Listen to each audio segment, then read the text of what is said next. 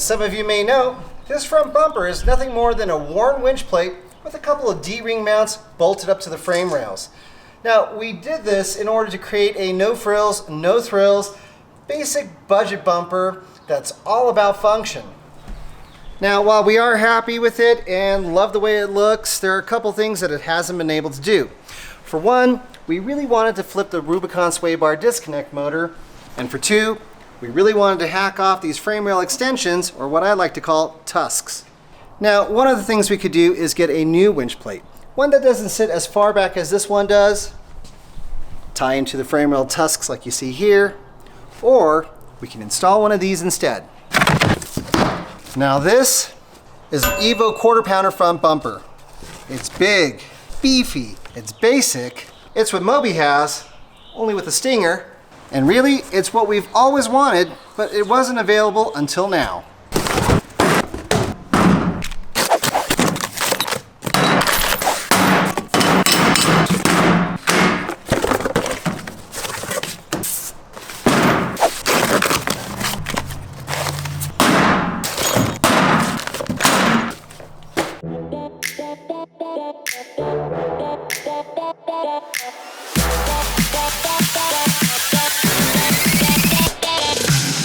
But before we can get anything installed, all of this has to come off.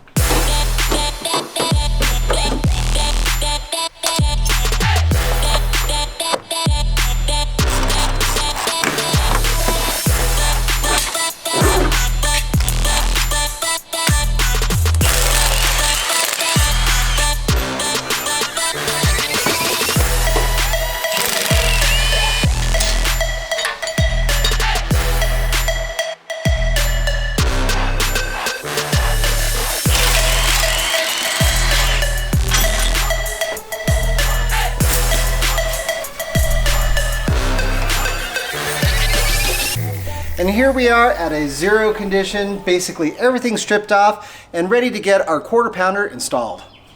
Even though this is one of the very first quarter pounder bumpers being made for the JL, it's essentially the exact same thing as what we have on our JK. So the installation should be pretty straightforward. As you can see here, we've got spacers to help push out the bumper away from the grill. We've got our D-ring mounts, the longer bolts that came with the D-ring mounts, and all the fastening hardware. This right here is for the fair lead. As you can see, there's quite a large hole here, and depending on the position of your winch, you would install this adapter to compensate for whichever direction your winch needs to be in. The hardware needed for that, and of course the D-ring and spacer. So let's get this thing installed. So now that we've got everything stripped off the front of our JL Wrangler, we can do what we've always wanted to do, and that's flip the Rubicon sway bar disconnect motor.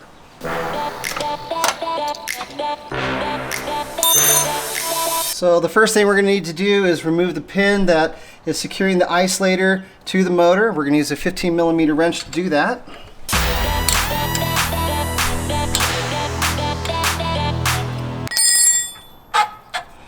So now we can go ahead and flip the motor and use this bolt hole right here to secure it in place. You can see underneath the amount of ground clearance we gain by flipping it. This is in the stock position. You can see how much lower it is, and this is when it's flipped. Okay, I'm going to go ahead and take my hardware that I have, basically a longer bolt, and I actually have a crush sleeve that I found at the local hardware store. Go ahead and pop that in. And I also have this jam nut that I'm going to apply onto this as well. I'm going to go ahead and use our 17mm wrench now to tighten up this bolt.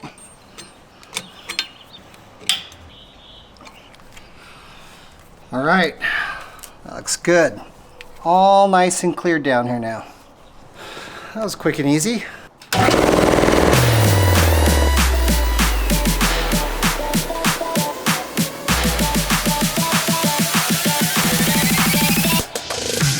One of the things that we love most about the EVO quarter pounder bumper is the fact that we get to cut off these annoying, rock catching, and unsightly frame rail tusks. And once everything's installed, it's all going to be hidden behind the bumper itself.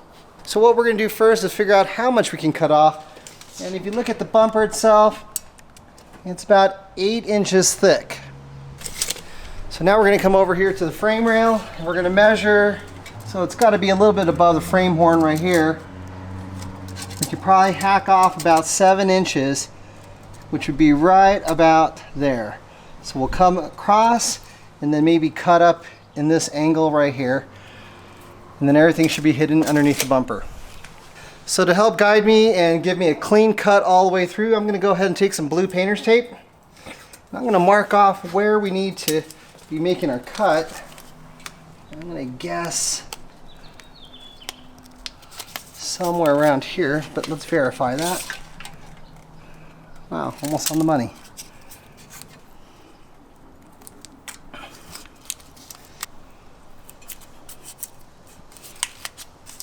Okay, so the easiest way to cut off these frame horns or these tusks is to use a cutoff wheel. That's what I prefer to use.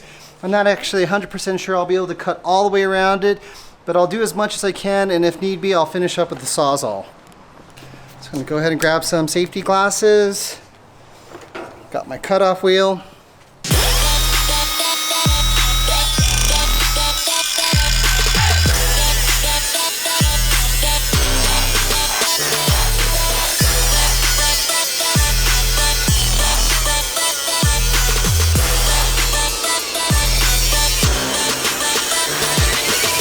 Looks like the back part of it, it's going to be a little bit hard to reach with a cutoff wheel.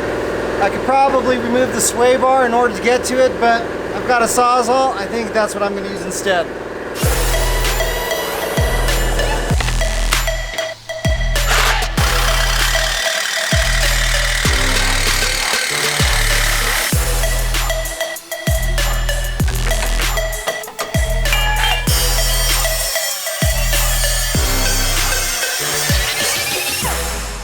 We can go to the other side.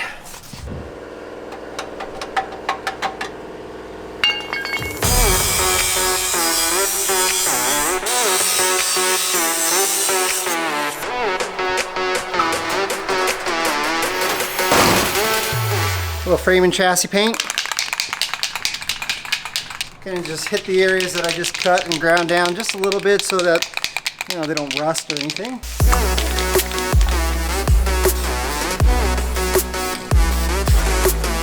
Just to make sure that we cut enough off, I'm going to go ahead and grab the bumper and just kind of do a test fit, see if everything's going to fit all right.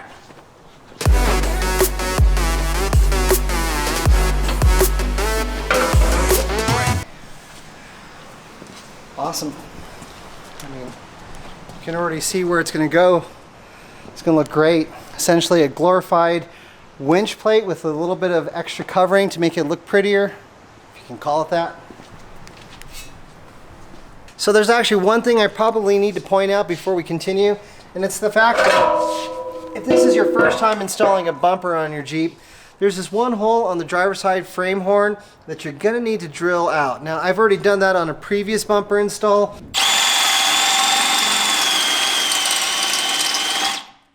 But you can see right here, that hole needs to be drilled out to 1/2 inch in order for these bumpers to go on.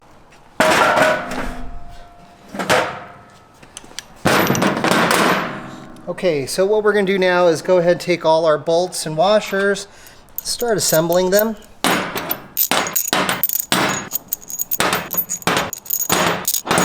Okay, so these spacers right here, these are going to need to be sandwiched in between the bumper and the frame horns, as you see here. And it's going to be pretty hard to get to once the bumper's on, so what we're going to do to hold it in place is just grab a couple of our bolts, and at least temporarily, we'll just slip them through like this. Same on the other side.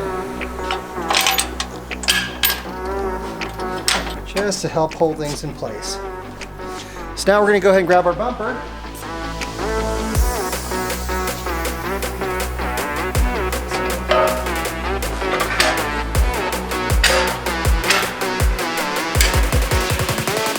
Take our D-ring mounts, a couple more bolts.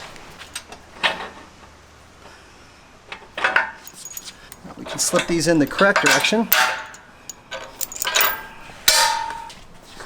Grab a couple of our nuts, a couple washers. Let's go ahead and loosely thread it in place so that nothing falls off.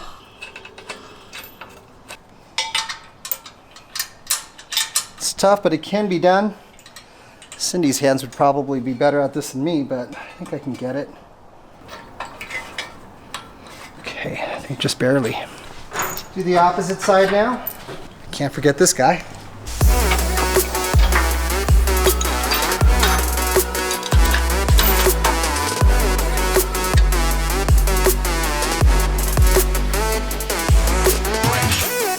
Pull these bolts out now.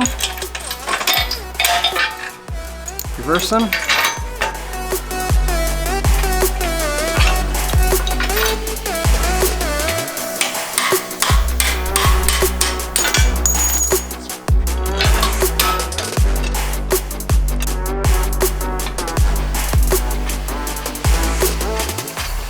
All right, let's see if we can zip these guys on pretty quickly. We're going to need a 3/4 inch socket and I believe 3/8 inch Allen wrench to hold this in place.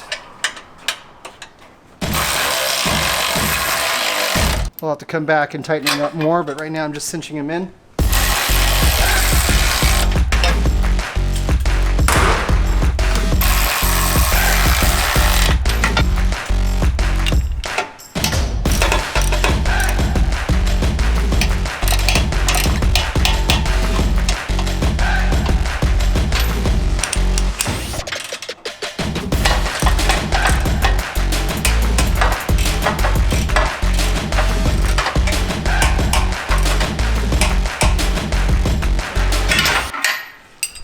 All right, so a while ago I installed one of my ACMs, air compressor brackets, under the hood, and I made this mount that goes right on the side of the frame horn.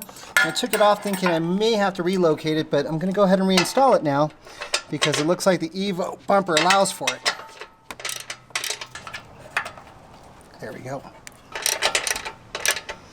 All right, so as you can see here on the winch plate itself, there are a set of 4 holes on either side.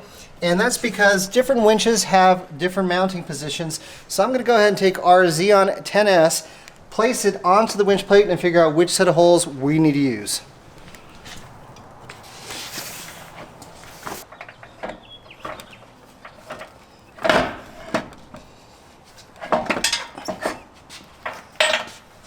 A little bit of a tight fit, and it might be because of this guy right here. There we go. So either way, looks like we're going to be using the holes to the offset. So this bracket right here, we're going to have to install the fair lead first, and we're going to use this bracket on the driver's side to help locate the fair lead.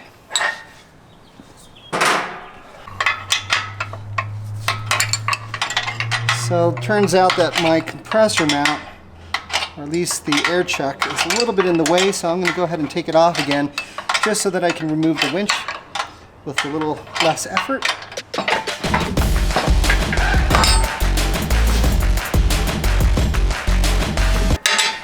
I'm going to go ahead and take the bolt, place the washers, stover provided, use a 3/8 Allen wrench and an 11/16 inch socket.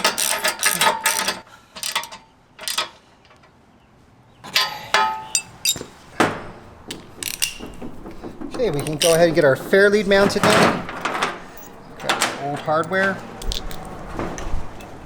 So we're going to place the bolts through the bumper itself.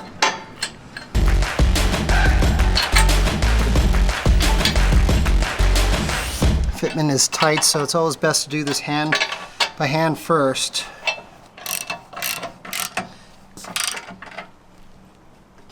We're using a 17mm socket and a 16mm box wrench to tighten these up.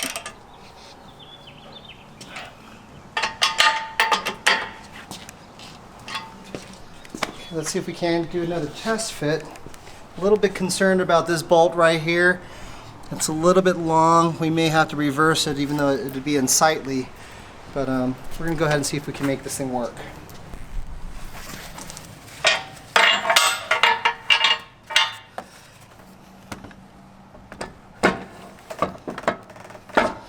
Oh, it just fits.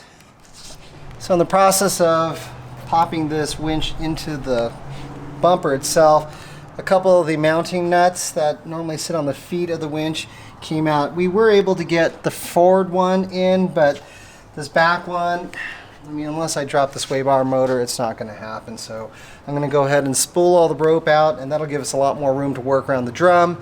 So here goes nothing.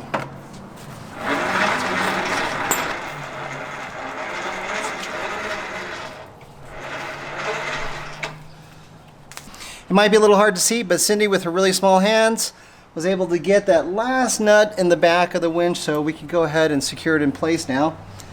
I think I need to find me a socket to do that first. Using a 15mm socket and the hardware that WARN provides, we can go ahead and secure this now in place. Just loosely for now, because we may need to shift the winch around. These guys are going to be tough. Okay, there's one.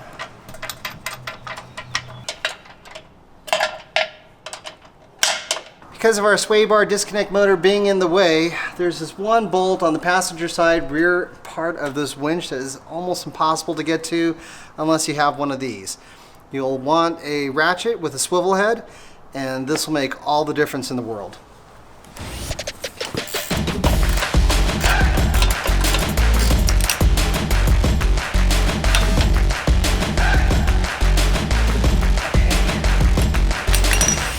Alright, so all we need to do now is wire in our winch and should be good to go.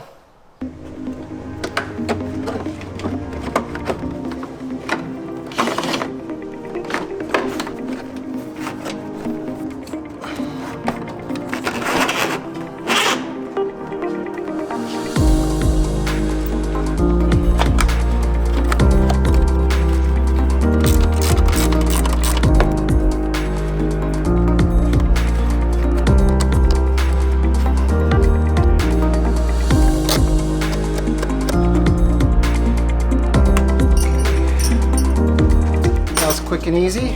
Everything's wired up. All I need to do is reel in the rope.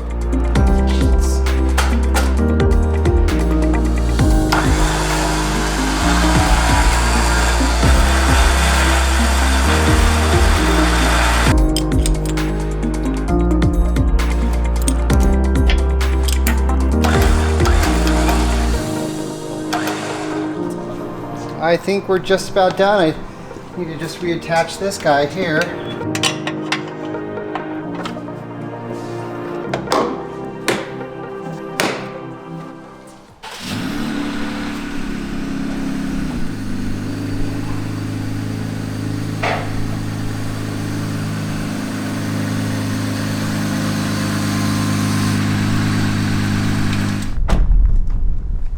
I don't know about any of you, but I'm loving it. This is actually what we've always wanted. As I had said before, it's a nice, tight, compact package.